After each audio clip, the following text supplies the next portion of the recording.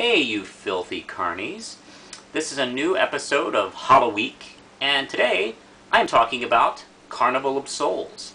Now, some of you may have heard of this film, some of you may not. It's definitely a film that I've been a big fan of for a while, and I think maybe it might not be as remembered or talked about as much as a film that came out very similar to it just a few years later, Night of the Living Dead. But it's still actually one of my favorite horror films. And there are films that have, all-out scares, and then there are films that are just creepy, and that's what this film is.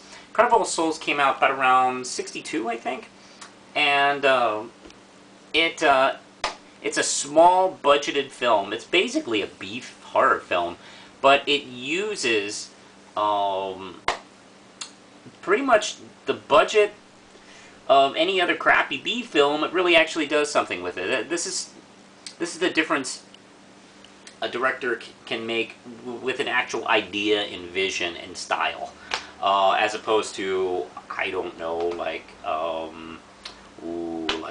let's see, what would you say? Like Manos is probably not a very, or most Roger Corman films from this era, where they're just shot. That's basically kind of the direction style. Carnival of Souls is about a young woman, and mostly about her. She's in pretty much every scene, actually, come to think of it. Her name is Mary, and she's played by Candice Hilligoss.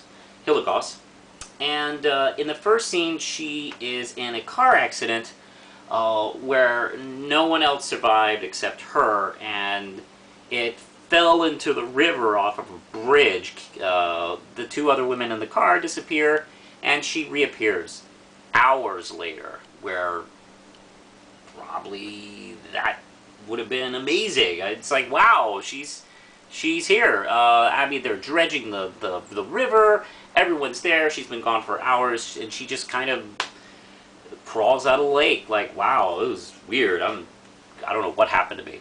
Anyway, she tries to go back to her life, and she is an organist in a church, but she just got a promotion. She got a better job at another church outside of town, so she leaves. It's stated that she's always been kind of distant from people, and it's never been, her thing to really, be really connected with people or anything like that. She would be right at home online these days if she was alive today in the present. So anyway, while she's driving to this new job, she starts seeing this really creepy guy, known only as the Man. And he's actually played by writer-director Herc Harvey, I think his name is. And he's following her, and he just appears out of nowhere, and then he disappears. And this keeps happening over and over again.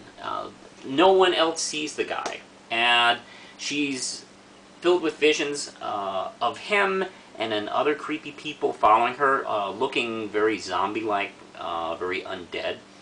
And she finds herself, when she gets to this new town, very attracted to this abandoned carnival. She just can't resist it. Now, what's happened to her? Who's stalking her? And why is time stopping every so often? People completely disappearing. Wow, this film is really... It's an interesting form of melancholy and creepiness. What's added is she's an organist in a church, and the score of the film is an organ, a church organ. So it does add to the level of creepiness. This is a black and white film. This is an early '60s B film, and it uses all these kind of qualities to make it more effective, actually. I love this performance by Hilligoss, and she really is. She portrays her character with this distance, and she doesn't she's not. I don't know. She's not a scream queen kind of character, and she's not helpless, but she's really bewildered, just like lost. And the film does a great job of putting you in her shoes, so to speak. And the man is creepy. I love this character. I love particular imagery from this film, like the dancing zombies at the carnival is just one of my favorite sequences. The appearance of them coming out of the lake, I think, is one of my favorite moments in the movie. I don't want to give too much away. It's not a long film. I think it's 70-80 minutes. It's well worth your time. And hey, here's some more good news. It's public domain, so you can actually watch it right now. Just Google it, or just look online right here on YouTube, and I think you can find it pretty easily, the whole movie. Now, granted, you're going to find different qualities of the cut. I probably recommend, if you feel like spending some money on it, the Criterion version obviously is the best, where it's, you know, nice restored, and there's documentaries and behind-the-scenes stuff, really awesome. But what's cool is you can pretty much find it on any, you know, discount bargain box set of DVDs that are horror films that always seem to have House on Haunted Hill and Night of the Living Dead. Carnival of Souls is usually on those discs. I do recommend checking it out. I think that's it for today, so push the button, Lindsay.